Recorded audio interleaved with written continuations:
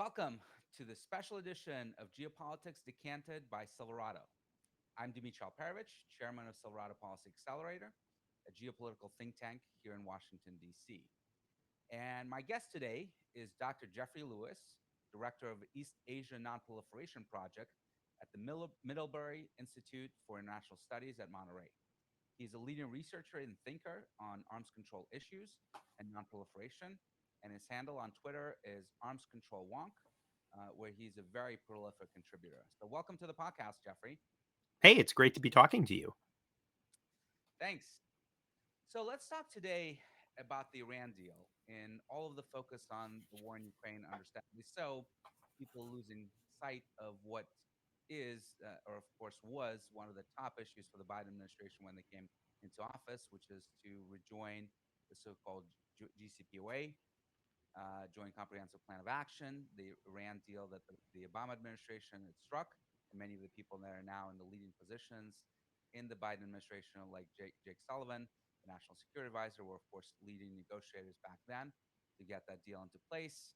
The Trump administration withdrew from it, and now the Biden administration was trying to get back into the deal with the Iranians. We've had a little bit of a roller coaster ride in terms of the news cycle on this thing over last year. We were very close, apparently, according to some news stories, before the Iranian election back last summer when the hardliner president was elected. There was a pause in negotiations, but apparently we were once again close this winter. But where do you see things now? Obviously, we don't know for certain about how the negotiations are progressing, but from the news stories that you're following, what are you seeing? Well, things seem to be stuck as best I can tell, and it's a little difficult to know why they're stuck.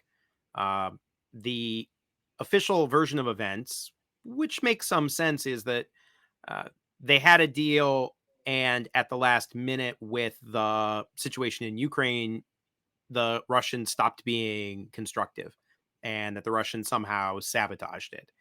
And that like mostly makes sense to me, except it doesn't completely make sense because if the US and Iran and the EU wanted a deal, I mean, the Russians are like nice to have, but I think they would have found the political will to do so. And so there are these other issues that keep bubbling up, right? And so the two issues that have been really troublesome lately are the Iranians pressing for some kind of guarantee that a future president, a future US president, won't withdraw from the agreement, which the Biden administration is just in no position to offer because we have elections.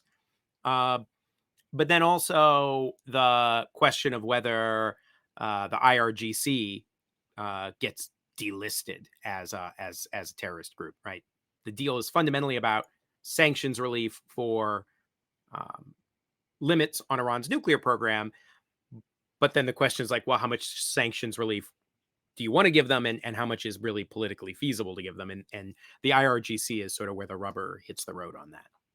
Yeah. I was talking back in December when I thought that it was very likely that the Russians were going to invade Ukraine, that we needed to be thoughtful about our response. Of course, at the time, no one knew how the invasion would unfold, and we didn't know about all the atrocities that would be committed.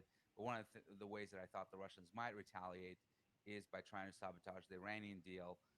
And I've been told by administration officials that they've actually been very, very helpful until recently in getting the Iranians back to the table and being very productive in pushing the Iranians to make some concessions here. And I thought that, of course, if the Iranians want to get a deal done, we could get a deal done. But if the Russians are whispering in their ear, don't do it, maybe we'll sell you S 400 air defense systems, maybe we'll do a nuclear cooperation agreement, maybe we'll sell you submarines and other things if you don't do this deal, then it becomes very attractive for them to consider other options. So I don't know if that's what's going on here, but the Russians certainly have a lot of ways to muck up the deal beyond just their insistence on sanctions relief for any trade that they do with Iran that would be exempted from the sanctions we put on them as a result of the Ukrainian invasion. But let me ask you this. At the end of the day, how much do the elections in Iran really matter when it comes to this deal? Isn't this ultimately to the supreme leader to decide whether the deal is acceptable or not? And, regardless if it's a quote unquote moderate there's a president or hardliner like we have now, it's going to be up to him to determine whether he wants to get back into this deal. Yeah, I think it's true in one way and not true in another. And the way in which it's true is, he's the supreme leader and he's the center of the system. And if the supreme leader is opposed to something, I think it's not going to happen. At the same time, Iran's politics are really fascinating, and I I can only barely see them operating. But the supreme leader seems to be a fairly cagey individual, and so the supreme leader allowed the Rouhani administration, which negotiated the deal, to go ahead and do it. He set a bunch of red lines, and he made it clear it wasn't really his deal. And so he sort of allowed, I think, the Rouhani administration um, to basically bear all the risk. And I think if sanctions relief had happened the way that the Rouhani administration imagined it would have, and it were popular, the supreme leader would have been like, it was my idea all along. Uh, but he seems to run things so that if things go badly, then he can also say, "Well, I told you so." And some of his public remarks, I think, have come pretty close to that. So, I do think the people around him matter, not because he takes a vote or anything like that, but because I think he is constantly trying to maintain his position and his authority and his control. And I think he plays different factions off against one another. And so for me, one of the really big questions has been like, we know that there are people in Iran who wanted a nuclear weapon because they were running a nuclear weapons program up until 2003. Uh, I used to joke when he was still alive that Mohsen Fakhrizadeh, the top Iranian nuclear scientist, I just imagined him in an office with a phone on the desk, and he's just sitting there playing like Minesweeper on his computer, just waiting for the phone to ring and tell him it's back on. So we know This those is the people. guy that was sort of the father of the Iranian bomb program, right? That was Yeah, assassinated famously, supposedly through a sniper rifle that was remotely controlled from Israel. that guy. So I know those people exist. On the other hand, I think there were people who decided the nuclear weapons program was more trouble than it was worth. And so my sense is those are pretty big factions. And by the way, neither of them, I should say, are particularly like lovable factions. Like it's not like the people who think nuclear weapons are more trouble than it's worth are like, uh, like we sort of imagine like, oh, maybe they're like, American progressives. Like, no, they're not. They have a different strategic calculation about what's good for Your Iran. George Washington's there, right? Yeah, exactly. So I think the supreme leader balances those groups off against one another. And for me, the real question has been why the Raisi administration has been willing to continue on with these talks. And honestly, I was surprised when they got as close as they did, because my suspicion was um, that the people around Raisi were not going to be enthusiastic about sticking their necks out for a deal with the U.S. And why would they? So, what do the Iranians really want? Because if you look at when this program started, right after the revolution, well, actually, the Shah wanted nuclear weapons as well, so he started making progress on that, but it really kicked off into gear after the revolution in the 80s. And depending on how you count, and it really doesn't matter, this has been probably the longest path to nuclear weapon in history that hasn't yet been achieved. And obviously, some of it has been due to sabotage, the famous Stuxnet attack on the Natanz enrichment facility, attributed to the US and Israel, the various assassinations that have been attributed to Israel of scientists and what have you.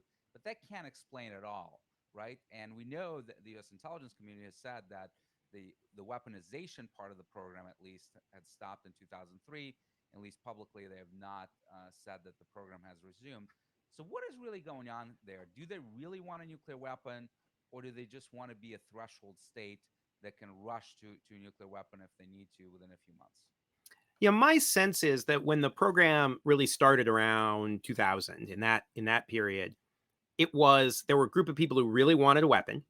But what their idea was, they wanted kind of the South Africa solution, which is they would build a small number, like 6, they'd put them away somewhere, and they wouldn't even mention them until they found themselves in a security problem, and then they might demonstrate one, which is exactly what South Africa did. They stockpiled a small number of nuclear weapons and ready to test site so that they could disclose if they wanted.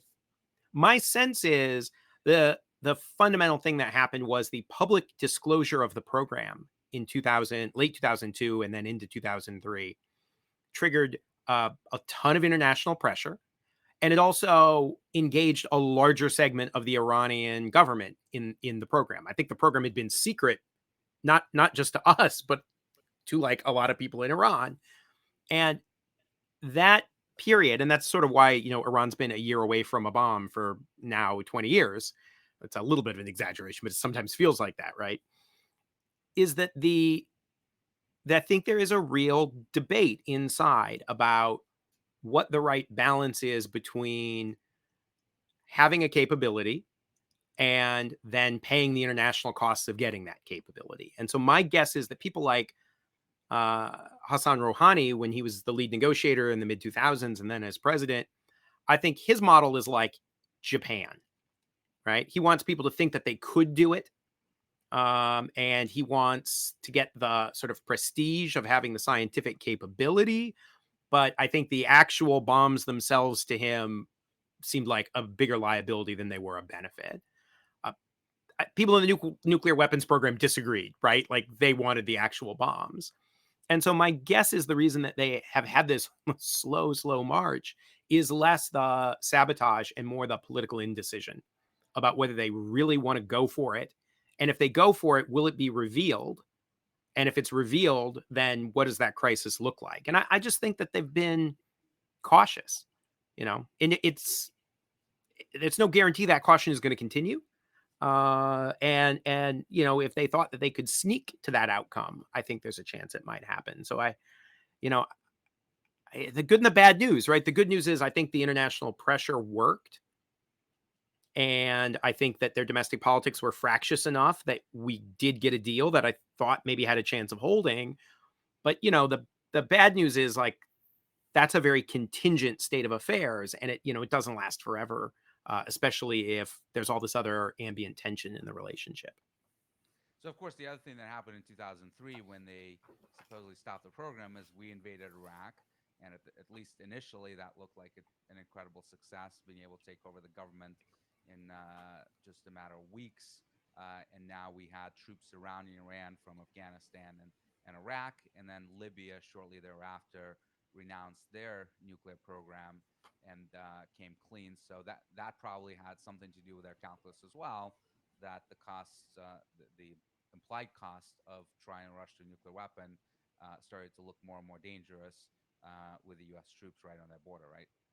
Oh yeah, I think that was a real shock to their system, and it actually led to a failed effort by the Iranians to reach out, which was done probably on behalf of Javad Zarif, who at the time was I think he was the ambassador in New York. He's later the foreign minister, actually gets the nuclear deal. And, again, I try to emphasize what I think are the importance of Iranian politics, because I think there are people in Iran who do want a deal and look at nuclear weapons as a capability that's better held as a capability, not something that's realized. Um, but then there are the other dudes too, right? And it's always this question of who's up and who's down and how do international events favor them. And I think in the invasion of Iraq, that was certainly a big enough shock that people were excited about talking. Now, the problem is we thought things were going so well for us that we weren't interested in talking, right? It's Right. it's always a Right. day late and a dollar short, right? Then once things start to go bad and we're like, oh, actually, we do want to talk. They're like, no, not anymore. Right. The hubris, unfortunately. But, so you say that maybe they don't necessarily want the weapon itself, but would want the option to rush to a nuclear weapon. But they're paying an enormous price for that option and have been for 20 years, right? Obviously, the sanctions that are in place on them right now are extremely severe, but through the last 20 years and even before, we've had significant sanctions that have been impacting their ability to grow their economy and be integrated into the global financial system. And I'm almost wondering, would the price, if they were to rush to a nuclear weapon, be any more significant from their perspective than the cost that they're suffering right now for the option to do so? I mean, I worry about that. I certainly think that for a while, the argument that Rouhani was making about the value of sanctions relief resonated with a lot of Iranians, in part because they believed that there was light at the end of the tunnel. And one of the most alarming things I saw was after the deal was signed, you saw people in Iran like pouring out into the streets because they thought it really meant that their isolation was over. And I thought those expectations were like way too high. But you do have to wonder, is there a point at which a couple of things happen? Right? One is that the cost of the sanctions becomes baked in. It's one thing if you have an export business and because of the sanctions, you're going to be bankrupt. You're like really motivated. But once you're bankrupt, you move on, right? And you have some new business and your business has been replaced by like an IRGC dude who probably smuggles stuff in, right? And he's kind of happy with the sanctions because he's got a smuggling business. And so I think we see economies adjust and adapt, and you get new winners and new losers. And at some point, like maybe if you're the Iranians and you look at it and you're like, well, we're just shut out of the West. But they're the Russians and they're the Chinese and honestly uh, there are a lot of countries around the world that are, I think, sort of sitting on the sidelines at the moment with the situation in Ukraine. And maybe if you're the Iranians, you just say like, well, I mean, this is just our lot in life. And if that happens, right, then the value those sanctions had in encouraging the Iranians to make a reasonable accommodation declines really dramatically.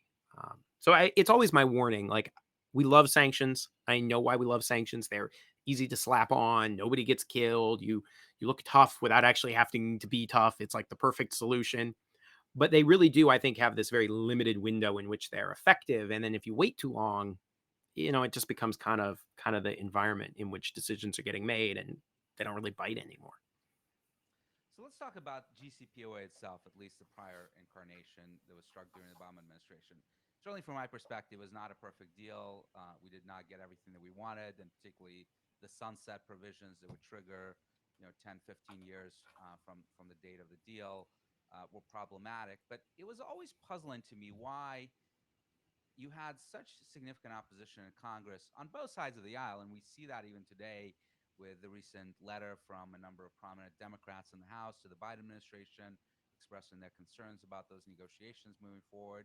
And then from the Israelis themselves, because in the absolute worst case scenario, that deal was pushing the ball down the field by a decade or more. And even though that doesn't solve the problem, it's better than, from my perspective, having the Iranians be much that closer to achieving a breakout capability. Why do you think that is? And particularly from an Israeli perspective, who really think that this is an existential threat for them, I think justifiably so. Why they had such a puzzling attitude towards GCPOA? I just never understood that. Yeah, I think in both Israel and the United States, it's just the way in which we think about foreign policy. As somebody who's a foreign policy professional, I kind of take a bloodless analytic thing to it. I think that like most governments around the world are kind of crappy. And so it doesn't really bother me that the Iranian government is crappy and treats its citizens badly and engages in all kinds of terrible behavior abroad because I just, I'm okay with that. Like that's kind of the world that we live in. And we have allies who are crappy too. Like it's just kind of how things are. But, I think for a lot of people, the Iranians are deeply unlikable as a government. And in my experience, a lot of debates, especially in Washington, but I suspect also in Israel, boil down to, do you like this country? And so we really a lot of people were able to frame this agreement with the Iranians as, do you like the Iranians? Do you want to give them this reward of sanctions relief? And once it gets framed like that, then I think it just becomes really hard for politicians to defend it. And, honestly, politicians are kind of cowardly. I mean, one thing I found really interesting about the debate about the JCPOA in the US is Congress insisted on a roll, which is fine. I don't love the idea, but whatever. They insisted on a roll. But the actual mechanism that Congress created allowed them to all vote against the deal, but for the president to nonetheless still go ahead and do it. And it was like the classic congressional, like, I'm for it, but I'm going to vote against it because Barry Obama is going to pick up the check. And I would get so mad. Like Corker, the Republican from Tennessee, I understand because there's a partisan issue, but I would get so frustrated with Senators Schumer and Cardin because they voted against the Iran nuclear deal. They talked about how bad of a deal it was. And then when Donald Trump went to pull out, they were like, well, this is a terrible mistake to pull out of the deal. You have to preserve it. And it's like that mask dropped. So I just think the politics of making an agreement with a government as unlikable as Iran's is just completely toxic given how we talk about foreign policy. And I just recognize that if you do this stuff full time, I'm sure as you've discovered, like I think we just look at these things maybe less sentimentally than a normal person would. Yeah. You just think that in Israel in particular, having had the history of the Holocaust and looking at an existential threat, that they would be much more pragmatic about the solution. Or perhaps do they think that the big problem for them is not the Iranian nuclear program, but the Iranian terrorist activities, the support for terrorist groups like Hezbollah, Hamas, etc., in the region, and that they could handle the Iranian breakout capabilities, that if the Iranians rush for it, they could do strikes and delay it like they had done with Iraq. Do you think that's part of their calculus? You know, I think it's wishful thinking if it is, in terms of what they would be able to do militarily. But I do think that at some deeper level, if you decide that the problem is the regime, not necessarily how it's armed, um, it does lead you to a position where you want to do everything you can to try to isolate, weaken, contain the regime. And so a deal, for the same reason that the Iranians poured out into the streets in celebration of the deal, that looks, I think, very threatening. I mean, I have a friend who had a different opinion on the deal than I did. And he's very honest with me. He said, the problem with the deal is it settles the nuclear issue. And when you take that off the table, your capacity to put sanctions in Iran and otherwise contain the regime are lessened. And so I think that's a real difference, right? There are people who want to put sanctions on Iran because they don't like the regime. And my issue area of nuclear weapons is useful to them, but only tactically. So it's a But for me, priority thing that they don't care as much about the right, nuclear program as they care about other malign activities that Iran is engaged in. right. But as a full-time nuclear guy, I'm sort of like, well, there are lots of bad countries in the world, and I just trying to keep as many of the bad countries from having nuclear weapons as possible. So make the deal. And like I get it. That's like just a difference in perspective. Got it. So let's talk about, if we don't get back into the deal, as it's starting to look unlikely, and Iran becomes a breakout state, permanent breakout state, or even gets nuclear weapons, how does the world change? I mean, you're one of the only people, I think, publicly that are saying that Iran is likely going to become a nuclear state, and we need to start thinking through what that means. Most people still are in denial about that. But what does that mean for you? How does the world change on that day when Iran, let's say, tests a nuclear weapon? Yeah, I mean, it changes depending on how much they do and what they do. If you get the pre 2003 mindset, which I kind of now starting to think we might be lucky to get, where they build them but then maintain a lot of what we used to call opacity about them, which is annoying because they're lying to the IAEA and they're just generally being a pain. But at the same time, they're not flaunting the capability. Um, the world might not look too different. So Um, no test, right? no test, right? No overt claim of responsibility. I mean, uh, it's in some ways it's akin to what Israel did in the early 70s, and it's honestly what I think North Korea was trying to do with Donald Trump, which was a little harder to like pretend Well, you didn't I have mean, they had something. tested a nuclear weapon back in the 2000s, right? So they were already nuclear weapons. Right. That's why I say it's a little harder with North Korea. They were trying to kind of put the genie back in the bottle of like, well, what if we pretended we didn't have them anymore? Uh, and like it didn't work, and then like there's a reason it didn't work. But I think a lot of countries imagine that, India and Pakistan did this where they had a long period of opacity. India had done a test, but they pretended it was a peaceful test, which is goofy, but whatever. And Pakistan hadn't tested, right? So if you had a situation with no test, which I think for Iran would be the threshold, you might see some hedging behavior, particularly in Saudi Arabia and the UAE. Uh, if Iran conducted a test, then I think things become really quite difficult. I am not someone who believes in like nuclear dominoes. Like North Korea tested a nuclear weapon. I don't think Japan, I did not think, and I still do not believe Japan would respond with nuclear weapons development. Oh, they South haven't yet, Korea, right? right. And South Korea, it's like a little more complicated, but that's still basically a no. So I'm not a domino person. But boy, I think there would be a lot of pressure in Saudi Arabia and in the UAE to respond. And we don't, I think, have the relationship with Saudi Arabia and the UAE that we do with South Korea and Japan, Well, right? also there's the domestic population that might be opposed to nuclear weapons in Right. Japan There's and no South taboo in Korea. those In countries. fact, Yeah. they're very opposed to even peaceful nuclear energy. That in Saudi Arabia, they would be less concerned about asking I the think people what that's they're right. making what. So that would be, managing allied proliferation, right? And Turkey is another country that might, just you don't know with Erdogan what they would choose to do. And by the way, all of these countries have missile programs, which like does not get talked about for reasons I do not understand.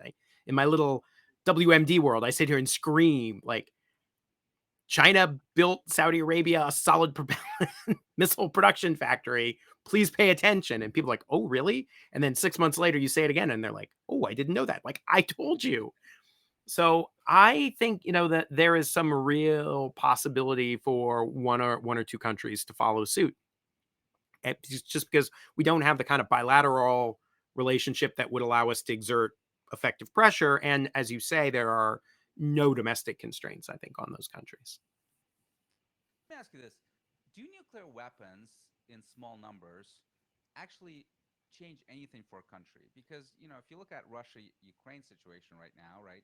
Obviously, Russia has thousands of nuclear weapons, operational nuclear weapons, and it is trying to invade a non-nuclear state, not succeeding, and is facing massive support from the West in terms of military support, economic, etc., to Ukraine, and we are not deterred by Russian nuclear weapons, at least in terms of that support. Obviously, we're not engaging in direct military confrontation, but nuclear weapons, even for Russia, that has a massive nuclear arsenal, does not give them a carte blanche, and is quite limiting. So, does it actually solve anything for Iran? The fear that I've heard many people express is if Iran gets nuclear weapons, it'll give them a free hand in the region and will allow them to engage in even more terrorist attacks and support for all kinds of vile people in the region and elsewhere than they're doing now. But I'm not sure that we would not be confronting them on these issues, even if they had nuclear weapons.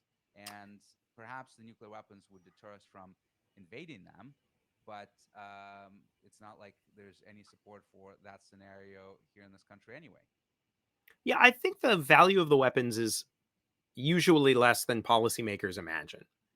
And so one of the hardest parts of my job is keeping straight what I think is true versus being empirical about what people who actually get to make decisions think.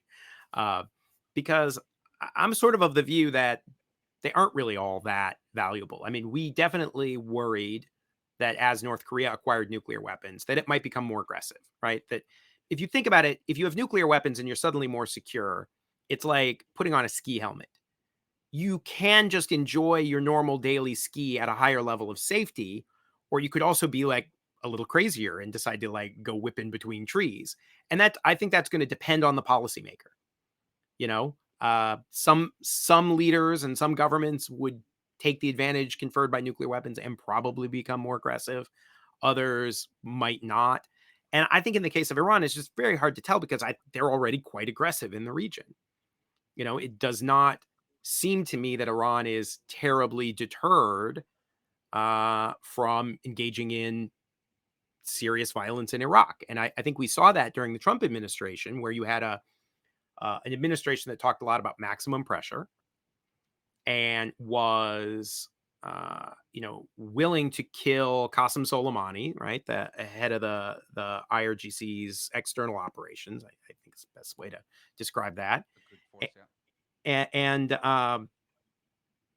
the Iranians responded to that by launching a significant number of ballistic missiles at a U.S. airbase. And, I think we're extremely lucky nobody was killed, but, more than 100 service persons had traumatic brain injuries. And it would have been very easy for someone to be killed in a strike like that. And so Yeah, this idea that You was know, initially proposed by the administration that they gave us warnings, so this was just a show of force not designed to kill, I think has been discredited because people could have easily been killed, oh and yeah, quite a lot of them.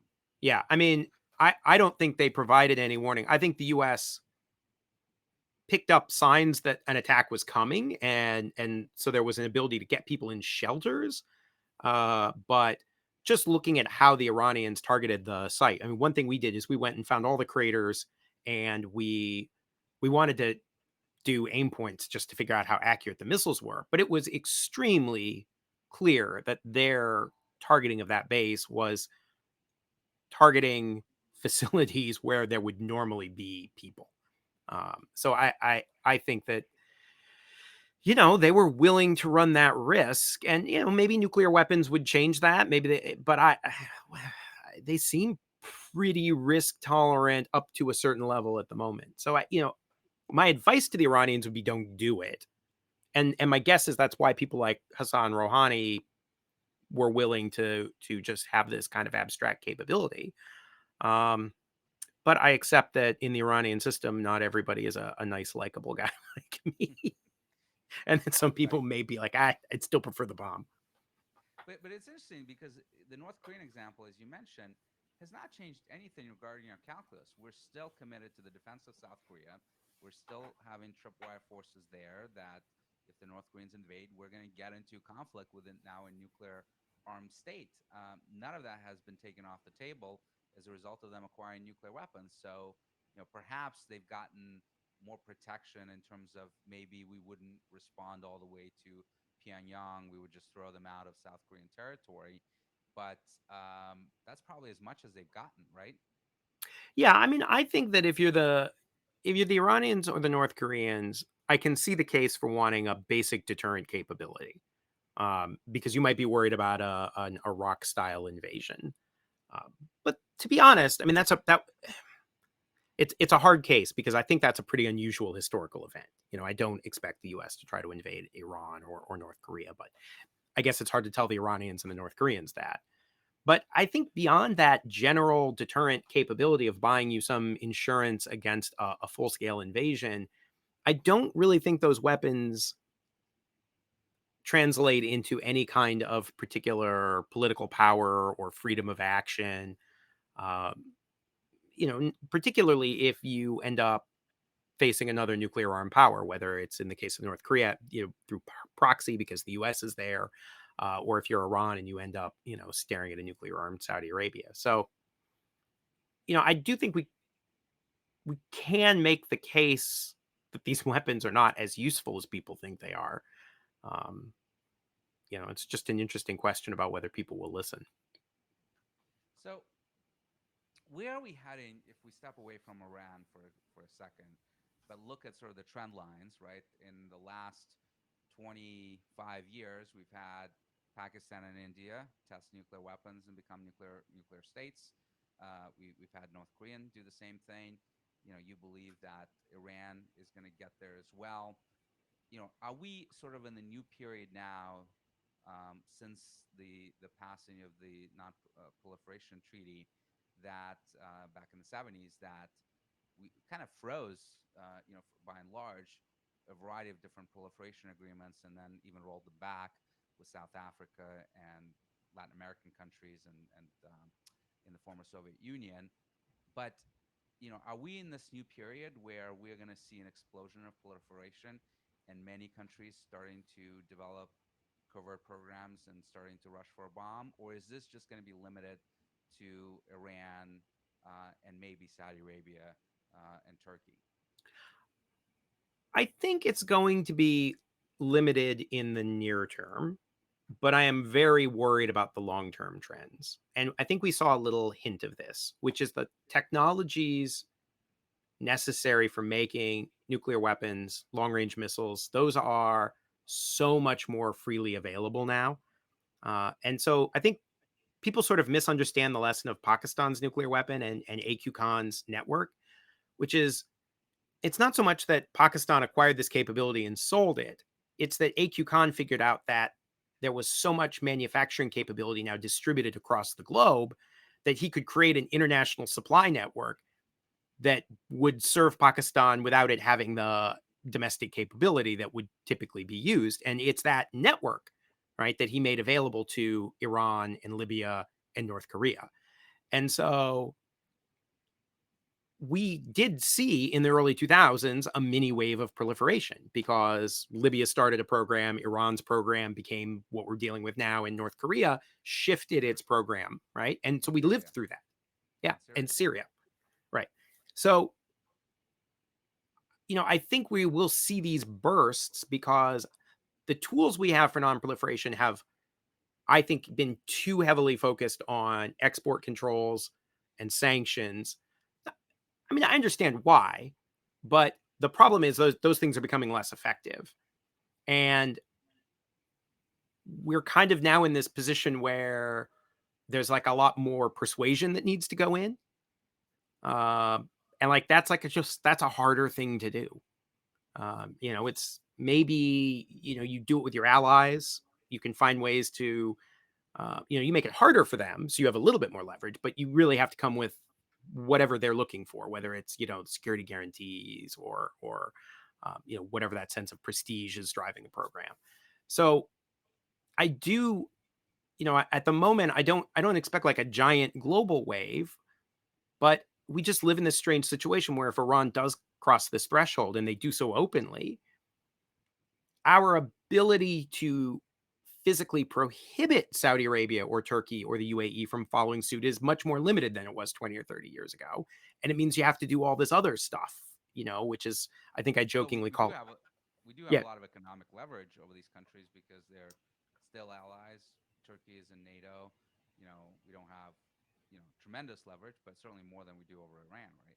Well, it's certainly more than we do over Iran. Yes, I would agree. But I worry. I mean, maybe I'm just a worry wart, but just watching how difficult the U.S. relationship with Turkey has become, and I just seeing some of the tensions with Saudi Arabia, particularly over Ukraine.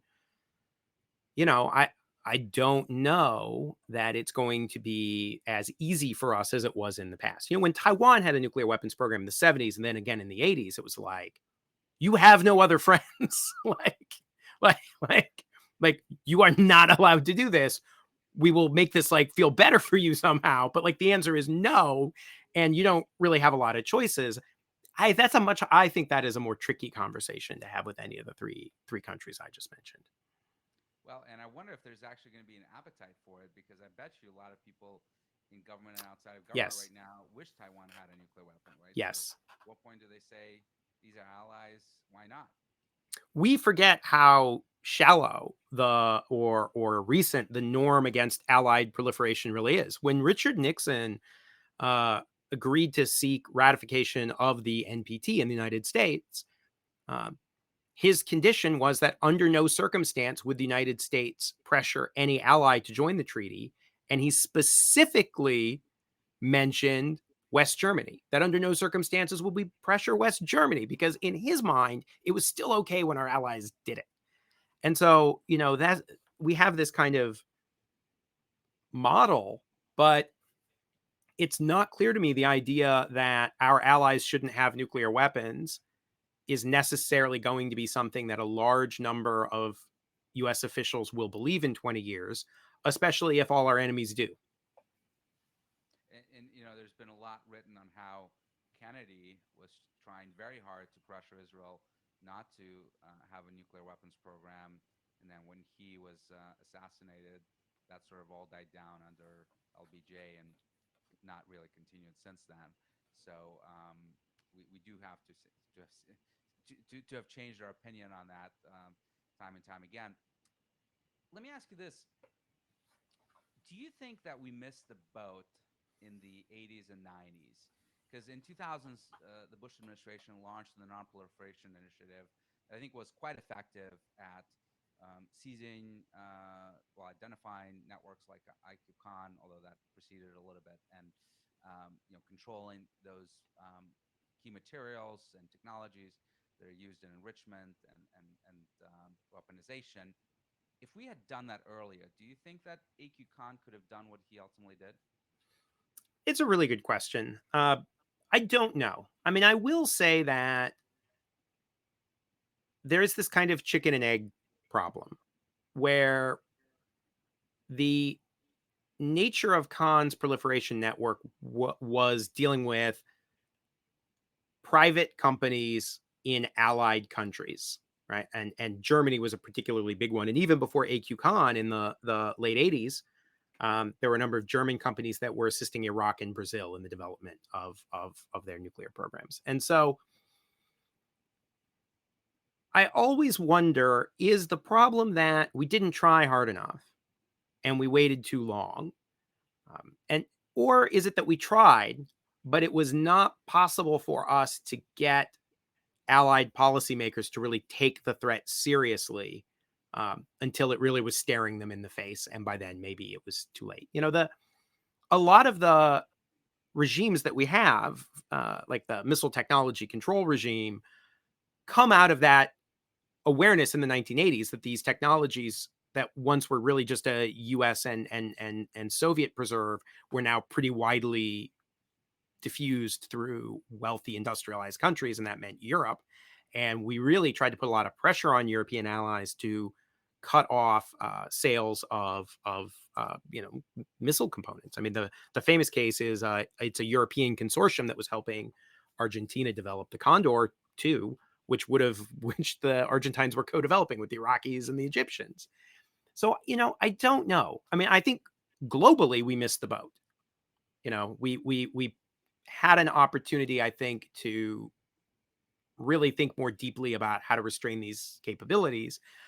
But then the question comes, were we just always going to do that? Or if the president had cared about it more, would it have made a difference? And I just don't know. And I have to say, I know a lot of non-proliferation people from the 1980s, and they were trying. So, I don't want to be too negative about it, because it's hard to look at people who've been doing this since I was in diapers, and tell them they didn't try hard enough. Because my guess is they tried pretty Right. hard. But it takes leadership from the presidential level, and we Yeah. have to give Bush credit here, Bush too, that he did make that a top Yeah. priority in terms of the non-proliferation initiative, and that gave it the oomph that it needed on a global stage to really do a lot of great things. It did. It helped a lot with interdictions for sure.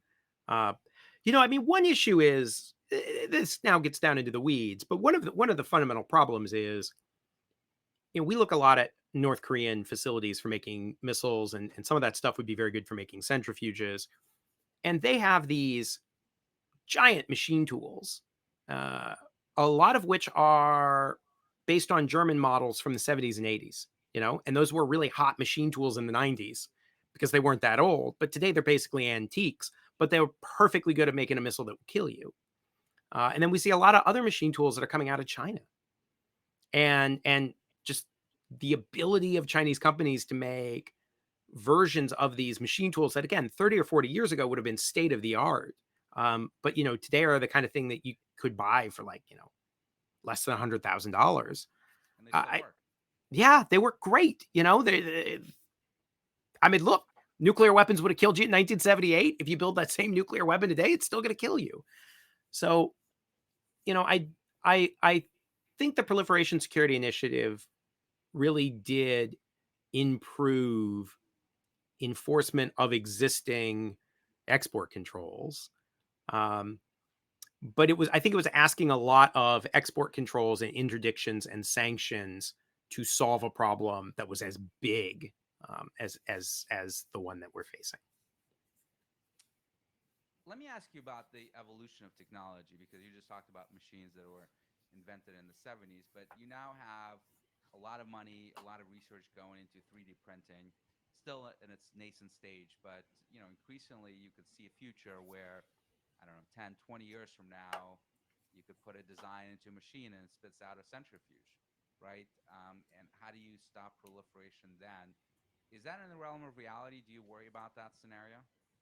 I'm feeling okay about 3D printing for now, because a lot of the components are still pretty hard to manufacture. Um, but like, that's a for now statement, And the example that I always give is China in the 1960s desperately wanted to move its nuclear testing underground, because they were dealing with a lot of political fallout literally pun intended, uh, from the fallout from their nuclear tests. But they couldn't do it because the fundamental technology you need to be able to test underground is fiber optic cable. And it took the Chinese until the 1970s to develop a domestic fiber optic cable network because that was considered a really important and special technology. Every Is one it of North mainly Korea. because of speed of light transfers? Yeah, you need to. A traditional cable is going to suffer severe attenuation Hmm. from the from the phenomenon from the nuclear explosion, and so you're not going to get the data out the cable fast enough before the cable and the sensor are destroyed. Yeah. Every one of North Korea's nuclear tests has been underground. It's not that North Korea has an amazing domestic fiber optic cable industry; it's that that's now a trivial technology, and so um, you know whether or not 3D printing is the thing that gets us to this future. I think the reality is that when I make my list of hard to manufacture components for centrifuges or missile systems, I like they're not as hard to manufacture as they were in the past because the very special things you needed are like way less special now. One other question here. If your nightmare scenario comes to pass and you have at least a mini explosion of proliferation Mhm. occurring, but you still have some sort of stability, that, like we've seen, frankly, with India and Pakistan and in other places where nuclear weapons are still taboo and not being used. Reading the history of the Cold War, it strikes you how many times we've come close due to accidents or miscalculations to launch of a nuclear weapon. How much more likely are those scenarios going to be if you have many more actors with questionable levels of control over their forces? I mean, to this day, we don't know exactly the level of control that Pakistanis have of their forces and how infiltrated those forces are with jihadists sympathetic to Taliban and so forth. How real is that risk? I mean, I think it's a risk. It's hard to put a number on it, but I come back to how I just fundamentally think about deterrence, which is I understand why people find nuclear deterrence to be an appealing solution because it's the kind of thing that's going to work day after day, most days, and you get a really big benefit out of it, which is nobody attacks you. The challenge, though, is as impossible as it sometimes is to imagine getting rid of nuclear weapons. It seems very naive and like head in the clouds. An equally crazy idea is that nuclear deterrence is going to work perfectly every day forever. Right. So I'm one of these people who feels like I see why India and Pakistan did what they did. And they really weren't able to fix their political relationship. And I think nuclear weapons have had some effect in mitigating that conflict. And so I can see why you would opt for that. On the other hand, I see stuff that terrifies me all the time. Like, for example, when the Indians accidentally missiled the Pakistanis the other day Right. with an accidental BrahMos launch. Uh, and so, I have this kind of feeling of you're making a short term bet that has this very long term danger. And so I'm kind of okay with it. Like, I understand that's just life and that's going to happen in some regions. But the academic in me, or maybe it's just the scold, still sits here in my glasses and says, now this is not going to work forever. And you're buying yourself time. And like, I am now interested in what you plan to do with that time. Because if your plan is just to, you know, muddle your way through, we got through like, 60 years in the Cold War. I don't know how we want to count the Cold War. I guess less than 60 years in the Cold War, but Yeah. we still have nuclear weapons with with the Russians. So Yeah. you know, You wrote a terrific book a few years ago on the hypothetical commission that hopefully never comes to pass that would be investigating a North Korean attack. And I'm curious, what do you think the U.S. strategy should be now towards North Korea? They've tested a nuclear weapon, what now, 16 years ago? It's been a long time, right? Yeah. since they've been a declared nuclear power. And we still seem to have this fantasy that they would one day abandon it. And they've given just zero uh, credence to that theory, in my view, certainly. So,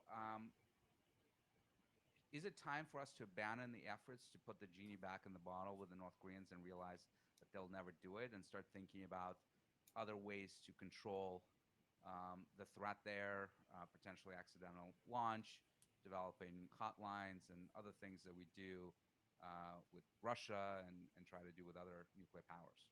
So yes is my answer. I mean, I like to joke. Kim Jong Un gave this speech at this defense expo, uh, where he talked about how much he loved nuclear weapons and how important they were. And in the expo there was um, the Hwasong 17, which is the big new ICBM they're developing to carry multiple warheads anywhere in the U.S. And he gives the speech in front of the missile. And after the speech, he goes up and he inspects the missile. And then, like I joke, he bought it a beer. He literally sits down with his friends for beers in front of the missile. Like they're not giving them up. So we still have interests, even if they don't give them up. We have a real interest in reducing tension in the Korean Peninsula so we don't have a nuclear war.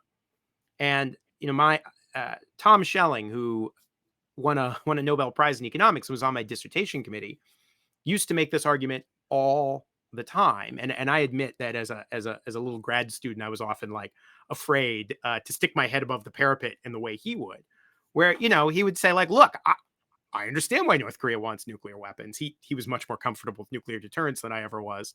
Uh, he's like, if I were the North Koreans, I would want nuclear weapons, and I would not give them up, and they're not going to give them up, and it doesn't mean that our interests end.